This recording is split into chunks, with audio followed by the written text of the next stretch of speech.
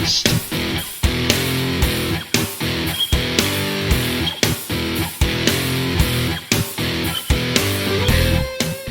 guys, Wandering Beast here, and got a flashlight review for you. I feel like I say that a lot. I do a lot of lighting reviews. But if you look back last year, I did a review on a flashlight called the Apollo 01. It's from a company called Brinyte. I'm still not sure if I'm saying that right. And I was thoroughly impressed with their build quality and everything that flashlight had. But if you watch that review, in that review I said, this is not a tactical flashlight. This is a good all-around, around the house preparedness light. It had that magnetic base that when the power goes out to the house, it comes on automatically. It charges it easily. And just the form function and way the buttons worked, it was not what I consider a tactical light. You know, what goes bump in the night and you need to find out, that's what I consider a tactical light. So they got a hold of me, Kitty at Brinyte, and she said, we've got the Oathkeeper Pt18 Pro, as the title says there. Would you like to take a look at it? Now I got this back in June or July, early summer, and I've used it all wildland fire season, onto all my adventures, and we've done tons of different testing scenarios with it. Let's take a look. Alright guys, so what makes this a tactical light, right? I talked about a little bit, but some of the other flashlights, you got to screw around with the buttons. On this here, and I'll put up a close-up shot, is a dual button switch. That means the large, very easy to find button instantly goes into the turbo, the highest mode this thing has. So I want to know what that is making the noise.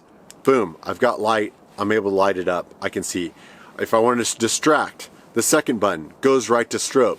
Those are sort of self-defense, sort of tactical things that I look for in a flashlight. The fact that I don't have to screw around with anything. I want to know what that is. Now I know. Now, like I say, tactical, I have mounted it to an AR-15. There's a remote tail switch you can put on there, but primarily what I did was I ran it with a 12 gauge shotgun because I wanted to give it as much recoil as I could to see if it's still working. As you can tell, it is. But the way the springs are designed to capture the battery in there, it handles the recoil. We did some day shooting, we did some night shooting, and it's surpassed everything I wanted it to. Now, most of its use this summer was for wildland fire. And again, kind of in tactical nature, wildland fire was kind of a crazy all-at-once season this year, so we had a lot of initial attack. Initial attack means you're one of the first people to get to the fire.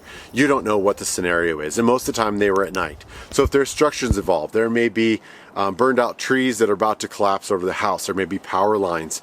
There's all sorts of things, and as you're driving down, I want to make sure that if this blows up, that I still have an exit. So I'm constantly checking overhead trees to see if anything's burned out, dead man, you know, piece up in the tree that's about to fall on us.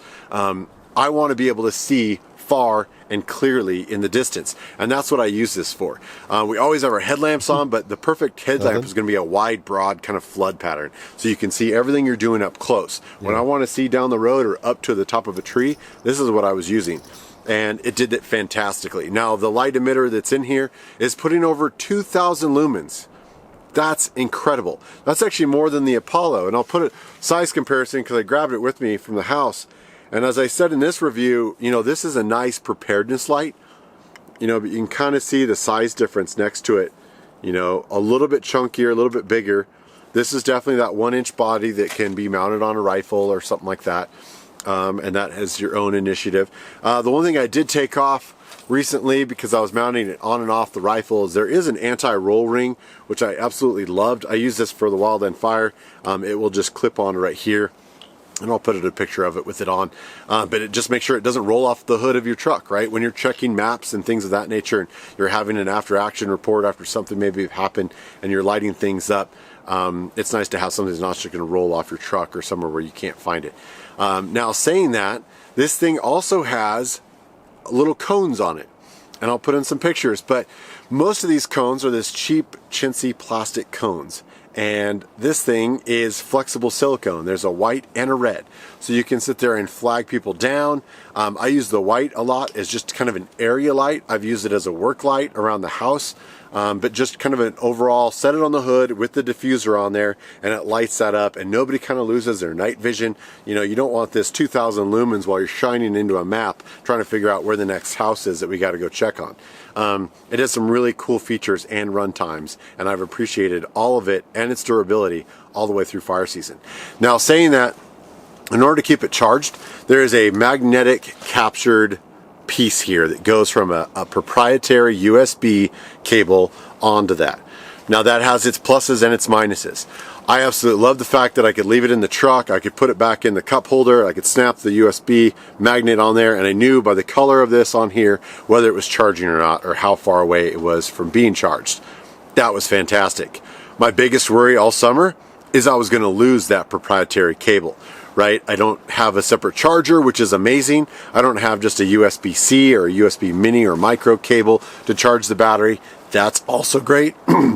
But I was worried about losing that one cable that went with this. And so I would recommend picking up a spare just in case. You guys have all had cell phones for years. You know that cables wear out.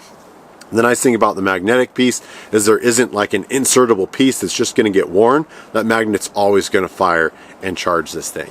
And if all worst comes to worst, you just shove a different 18650 in there and you're good to go. But I've been very impressed. I believe these are Sanyo, if not Panasonic cells. All right, without further ado, most of you guys want to know what this thing looks like at night. And so what I did was I took the former champion, the Orca Torch T20 that was on my nightstand, what goes bump in the night flashlight that has been replaced by this Oathkeeper, as well as that Apollo.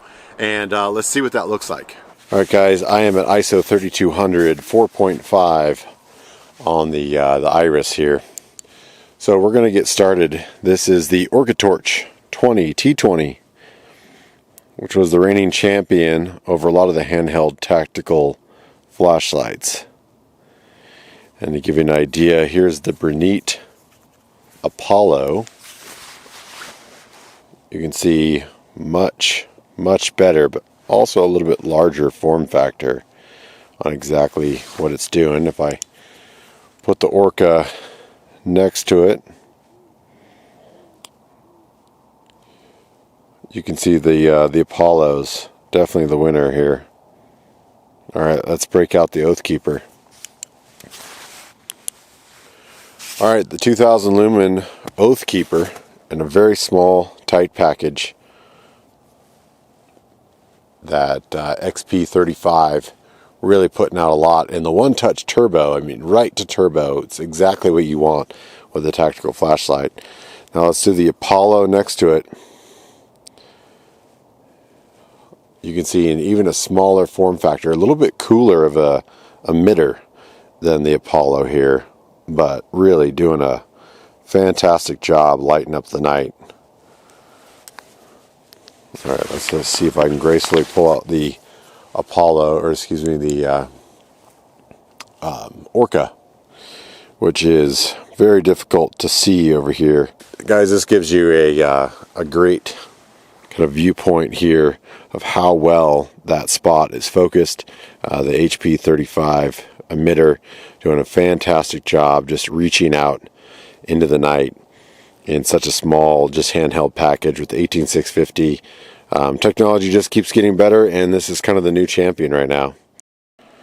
Alright, rarely used, ISO 12800 down at 3.2, and just to see if you can kind of get an idea of the reach and the throw on this thing. If you can really see as far as I can see with my eye, it is impressive. There is no fear of the dark with the Oathkeeper. Give you guys an idea, I will grab the Apollo,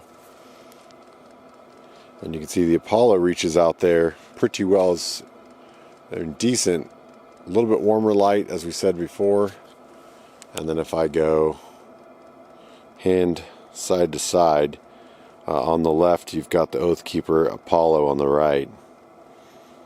Really do a nice job. There's the Apollo, there's the Oathkeeper.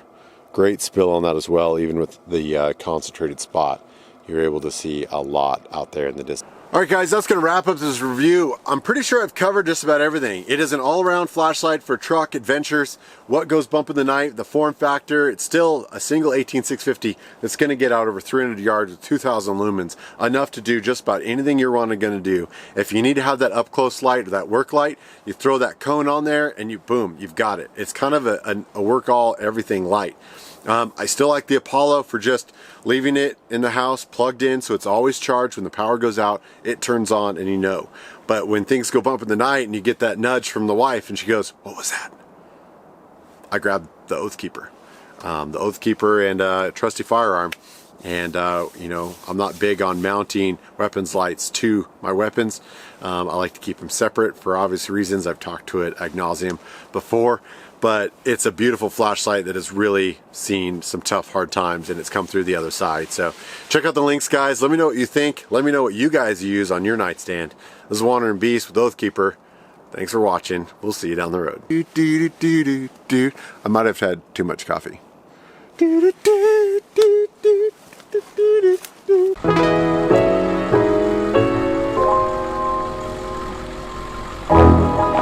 Thanks for all the love and support. You guys are amazing. Please like, share, and subscribe. Follow the adventure on social media, and we'll see you on the road.